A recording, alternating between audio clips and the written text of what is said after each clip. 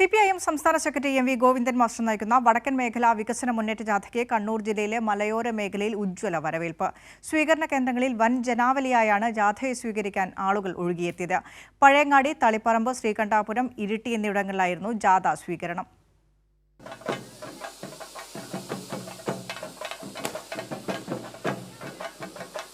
കണ്ണൂർ ജില്ലയിൽ പര്യടനം നടത്തുന്ന വികസന മുന്നേറ്റ ജാഥയ്ക്ക് ആവേശകരമായ സ്വീകരണമാണ് എല്ലാ കേന്ദ്രങ്ങളിലും ലഭിക്കുന്നത്.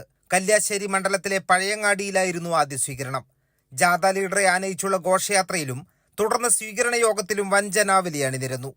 ദേശീയപാതയും മലയോര ഹൈവേയും ഗെയിൽ പൈപ്പ് ലൈനും കുട്ടികൾക്ക് പാഠപുസ്തകവും ഒന്നുമില്ലാത്ത പഴയ കേരളത്തെ വീണ്ടെടുക്കുമെന്നാണോ UDF പറയുന്നതെന്ന് എം വി ഗോവിന്ദൻ മാസ്റ്റർ ചോദിച്ചു. കോൺഗ്രസ്സുകാർ തിരിച്ച് ഞങ്ങൾ കേരളത്തെ വീണ്ടെടുക്കുന്നതാണ്. എന്താ എൻ്റെ അർത്ഥം? ഇപ്പം ഇവിടെ വരാൻ പോവാണ് ജാഥ.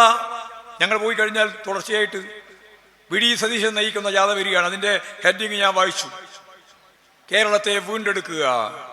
കേരളത്തെ വീണ്ടെടുക്കുക എന്ന് പറഞ്ഞാൽ നാഷണൽ ഹൈവേ ഇല്ല. കേരളത്തെ വീണ്ടെടുത്തുകൊണ്ട് നാഷണൽ ഹൈവേ ഇല്ലാതാക്കണോ? കേരളത്തെ വീണ്ടെടുക്കുക എന്ന് പറഞ്ഞാൽ നിങ്ങളുടെ കാലത്ത് ഗെയിൽ പദ്ധതി ഇല്ല. ഗെയിൽ പദ്ധതി ഇല്ലാതാക്കണോ? അതിദാരിദ്ര്യം അവസാനിപ്പിച്ചത് ഉൾപ്പെടെയുള്ള ലോകത്തിൻ്റെ മുമ്പിൽ അവതരിപ്പിക്കുന്ന, ലോകത്തിൻ്റെ മുമ്പിൽ അടയാളപ്പെടുത്തുന്ന ഇത്തരം ബൃഹത്തായ പദ്ധതികൾ വേണ്ടെന്ന് വെക്കണോ?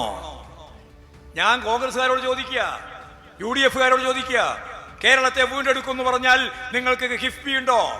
എന്താ കിഫ്ബി വഴി ഉണ്ടായ നേട്ടം? 96,000 കോടി ഉറുപ്പികയുടെ മൂലധന നിക്ഷേപമാണ് നടത്തിയത്. എത്ര? 96,000 കോടി.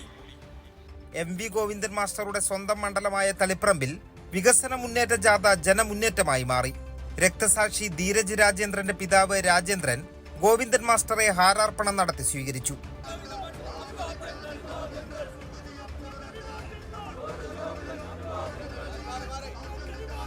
ഇരിക്കൂർ മണ്ഡലത്തിലെ ശ്രീകണ്ഠപുരത്ത് ജാഥയെ വരവേൽക്കാൻ മലയോര ജനത ഒഴുകിയെത്തി.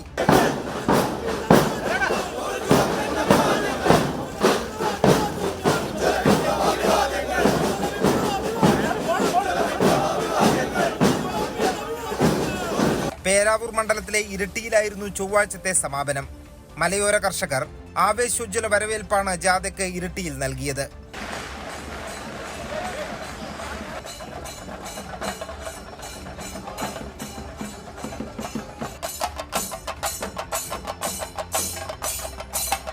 കൈരളി ന്യൂസ്, കണ്ണൂർ.